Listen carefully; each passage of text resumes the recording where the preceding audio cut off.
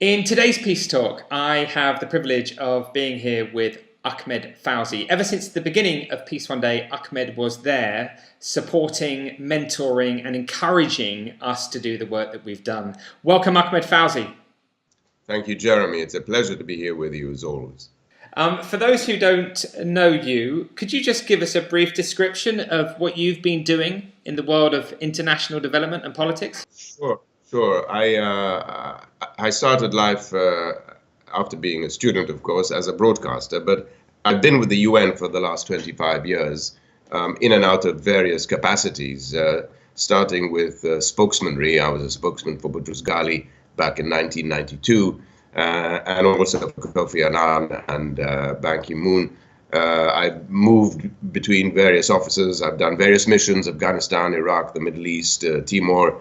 And most recently worked with the High Commissioner for Refugees as his communication advisor, and Filippo Grandi, which was a heart-wrenching experience because of the fate of refugees. As you know, as we all know, it's one of the biggest crises in the world today, facing not only Europe but the global community. So that's what I've been doing until recently, the United Nations, 25 years. And of course, the International Day of Peace means a lot to me. When we first met in 1998, and how you spearheaded in lobbying member states to create a day. But we can talk about that later if you wish. Well, thank you. Yeah, I mean, incredible career. What an experience you've had. Well, yes, it's amazing, really, to hear your stories. Can you just tell me what's the importance for you? I mean, you have been instrumental in making the day a success. Why were you so committed to making sure Peace Day did work? Peace and development go hand in hand, and their third partner, if you will, is human right. If we don't respect the human rights of the individual, of a society, of the community, and of a nation, then you cannot have peace. You will have conflict. And without peace, you cannot build a nation. There will be no development. So they all interact and work together. And that's why I think peace is fundamental in our societies. Societies are falling apart everywhere when you look at the state of the Arab world today, and other countries in Asia and Africa and South America. Troubled nations because there is no peace. And it resonates. It resonated with me, and if it resonates with me, it will resonate with you and with him and with her and with societies everywhere. And when you started this whole movement with your organization, Peace One Day, it made a lot of sense to reach out to the individual, because most individuals don't know that they can play a role. Each and every individual, man, woman, child, student, engineer, whoever you are, wherever you are, you can play a role in building a society of peace. So that's why I jumped onto that bandwagon, if you will, because I believe that it can be very effective.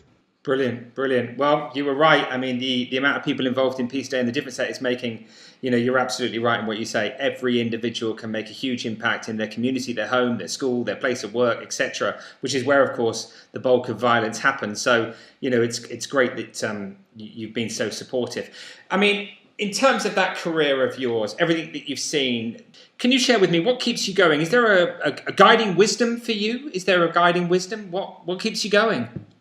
Well, what keeps me going is things that I've seen, both positive and negative, whether it's in Afghanistan, whether it dates back to the Middle East crisis, the mother of all crises, if you wish, which was the Israeli-Palestinian crisis, and seeing the suffering of these people fleeing their lands, no matter what race or creed or religion that these people followed, they all had human rights.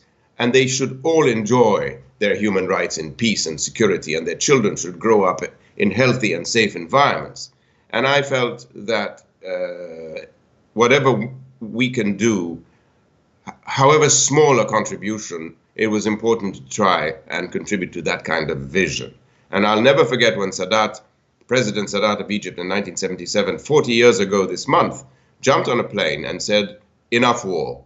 I am going to put my hand in the hand of my erstwhile enemy and make peace." And that he did. And that was a great inspiration to me. Well, no matter what your differences are, it is possible to put the past behind you and to reconcile your differences and move forward for safer, more secure, more peaceful societies. Wow, incredible. Well, Ahmad Fawzi, thank you so much for sharing a part of your life with us and also a great wisdom. Thank you very much, Ahmad Fawzi.